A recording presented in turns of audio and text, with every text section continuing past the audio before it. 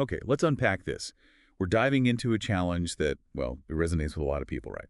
How do you take a relatively small amount of money, let's say specifically $100, and figure out ways to grow it significantly and, importantly, legally and relatively quickly? We've looked at some discussion around this exact question. Absolutely. And think of this deep dive as, getting you up to speed on this specific challenge.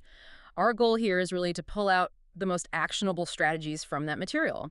We're focusing on practical steps someone can take, steps to multiply that initial seed money beyond just like saving it or typical slow growth investing. Yeah, this is tailored for you. If you're maybe holding on to that $100 right now and wondering, okay, how do I make this work much, much harder for me? And the core idea we found, it's pretty clear. Turning $100 into $1,000 is definitely doable. The discussion really hammers home that it takes hustle, creativity, and yeah, consistency. It's not about just getting lucky. It's more about a strategic way to use that small start. All right, let's jump into the strategies that came up. First one, something really hands-on, seems like it always comes up, flipping physical products. Oh, yeah. It's a classic for a reason, especially when you're starting small. The concept's dead simple: buy low, sell high. You use that $100 to grab items that are undervalued, maybe just because the seller wants rid of them fast. And where did the discussion say you should, like, hunt for these deals? Think places like thrift stores, definitely Facebook Marketplace, local yard sales too. You're basically looking for things like, I don't know, electronics, books, collectibles, maybe tools, anything that seems underpriced. Right, then you maybe clean them up a bit, possibly fix minor things if you can. Exactly. And then resell them online. The material mentioned platforms like eBay, Amazon, OfferUp, those are the usual suspects. And the examples they shared about potential returns were pretty striking, weren't they? Yeah, like turning a $5 book into $50. That's a Yep. 10x return right there. Or finding a vintage camera for $25 and flipping it for $150.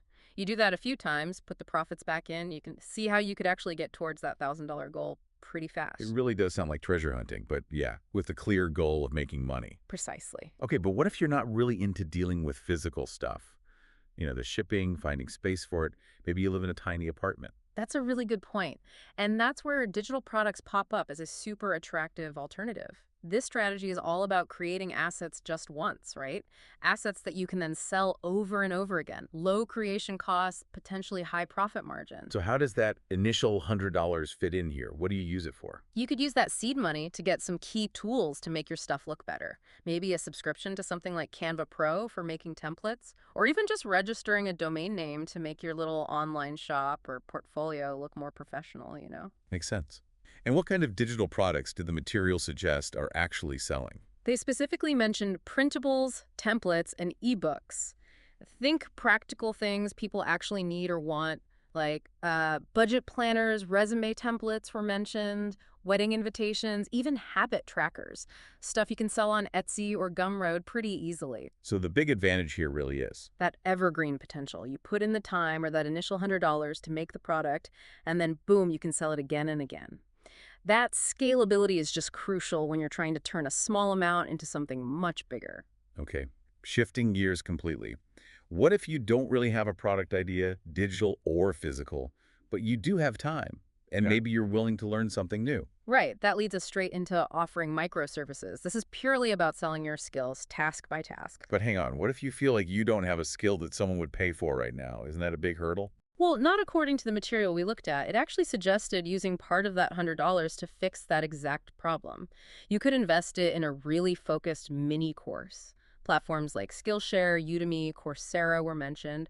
The whole idea is to learn a practical in-demand skill pretty quickly, something you could get reasonably good at over maybe a dedicated weekend or two. Okay, and what kind of skills did they mention? Things you could learn fast and offer as a service. Things like proofreading came up, doing voiceovers, writing social media captions, basic video editing, or even logo design. You can then offer these services on freelance platforms like Fiverr or Upwork are the big ones. And how would that actually get you to $1,000, say, with logo design? Yeah, the material gave a pretty concrete path for that one. Learn logo design, then set a goal. Maybe make 50 logos and charge just $20 each. Do the math, that's $1,000 right there. With focused effort, maybe some consistent outreach, it suggests that's doable within a month or two. Really puts the control in your hands. Interesting. Okay, another strategy that seems super popular lately is affiliate marketing. Yeah, it's hot because, again, the concept feels pretty straightforward. You promote other people's products or services, and you earn a commission when someone buys something through your special link. You don't create the product, you don't ship it. So how does that initial $100 give you an edge in affiliate marketing? Where does it go? You could use it strategically, maybe build a really simple landing page to send people to, make it look professional, or try running some low budget, super targeted ads. Facebook or Pinterest ads were mentioned just to get eyeballs on the products you're promoting. Or maybe you don't spend the cash directly, but use it to free up your time by buying a tool, something that helps find trending niches or optimizes content if you're building an audience organically on, say, Instagram or TikTok. Were there any like standout success stories shared? Anything that really grabbed you? Yeah, there was one example that stuck out. Someone apparently promoting Amazon kitchen tools, just basic stuff, on TikTok, and they reportedly made $800 in just 2 weeks. Purely from people clicking their affiliate links in their videos and buying stuff. It really shows the leverage you can get if you tap into the right audience and product combo. Wow. Okay, here's a creative one that definitely caught my eye. Mm. Starting a faceless content channel. Sounds cool, right?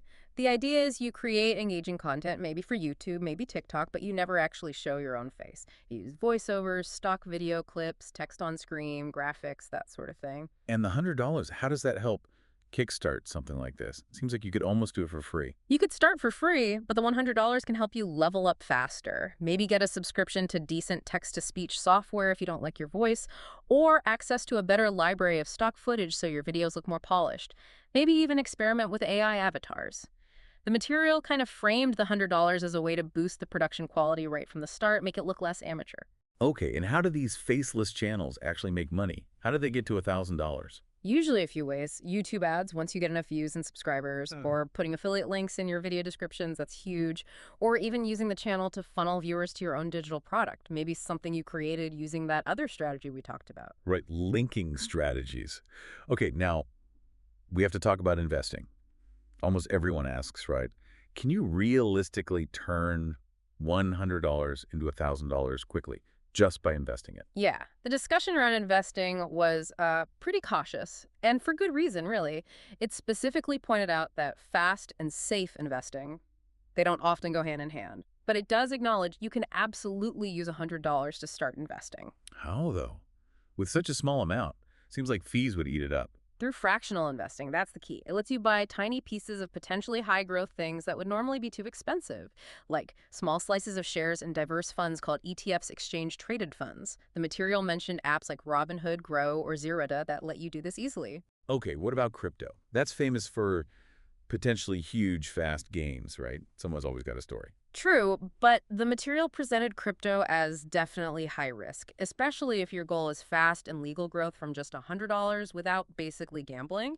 It straight up said, yeah, $100 could maybe become $1,000 in crypto, but it could just as easily plummet to $10 or zero. So the emphasis for hitting that $1,000 goal reliably and relatively quickly, from the source material at least, was much more on active stuff, earning, flipping, creating, not speculating. Got it. So we've covered quite a few different paths here, but is just picking one and sticking to it the best way? Actually, the discussion strongly suggested that combining strategies is often the smartest move, the power move, as they put it. It diversifies your efforts and can potentially speed things up. How does that work, though? Combining them when you only have that initial $100? That's the clever bit. Instead of putting all $100 into, say, flipping, you split it up. The material gave examples like, okay, maybe use $25 to buy a few items to try flipping. Take another $25 to buy that mini course and learn a microservice skill. Then use the last $50 to maybe run a tiny ad campaign for an affiliate product. Or invest in a key tool for building that digital asset or faceless channel. Ah, okay. So you're essentially trying to spark multiple little income streams right from the beginning with that same $100. Exactly. It's about layering your hustle, And the idea is, as one of those little streams starts making some money, maybe one hits $100 or $200 profit, you can then funnel that profit back into that specific strategy to scale it faster towards the $1,000, or use it to boost one of the other streams. Makes sense. Now, all these strategies obviously require action, but what about the mindset? What did the material say about the mental game? Is that crucial? Oh, hugely important. Highlighted as absolutely essential. Number one is just the belief that it's actually possible. The discussion pushed back against that common thought, $100 is too small, it's not worth trying. It pointed out that lots of wealthy people actually got started by successfully flipping small wins into bigger gains. It's kind of a fundamental principle. And I guess just trying something once and giving up isn't going to cut it. Definitely not. Consistency was hammered home again and again. The material basically framed it like this. Treat this like a hobby, you'll make hobby money. Fine, if that's what you want. But if you approach it like a focused side business, even a micro business, and you show up daily, even if it's just for 30 minutes or an hour after work, you can hit that $1,000 goal way faster than you might think. It's that compounding effect of just putting in the focused effort. Okay, so just to quickly recap the core strategies we pulled out for taking that $100 and aiming for $1,000. We had flipping physical products, finding them cheap, Creating and selling digital things like templates or maybe short ebooks. offering microservices, maybe after learning a new skill, Doing affiliate marketing, using platforms to get reach. building those faceless content channels for potentially scalable income. Carefully using low-risk fractional investing as maybe one piece of the puzzle, but being really wary of high-risk stuff for quick gains. And maybe the most powerful idea, smartly combining 2 or 3 of these to build multiple paths towards that $1,000. That really is quite a toolbox of ideas, Yeah. all starting from just $100, requiring real work, obviously, but offering some very real potential. Yeah, definitely not get-rich-quick schemes, but grounded strategies. So if you're listening right now, the material we dove into kind of poses a question directly to you.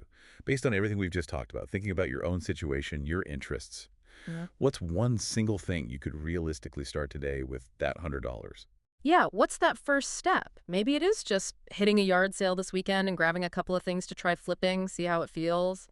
Or maybe it's finding and buying that specific mini course tonight to start learning a skill you could offer as a service. Or maybe it's just investing in that Canvas subscription or domain name to start building that first digital asset, or planning out your first faceless video. Whatever that first step looks like for you. The real power, as the discussion really underlined, isn't just knowing the strategies. It's in actually taking that first step, getting started. Yeah.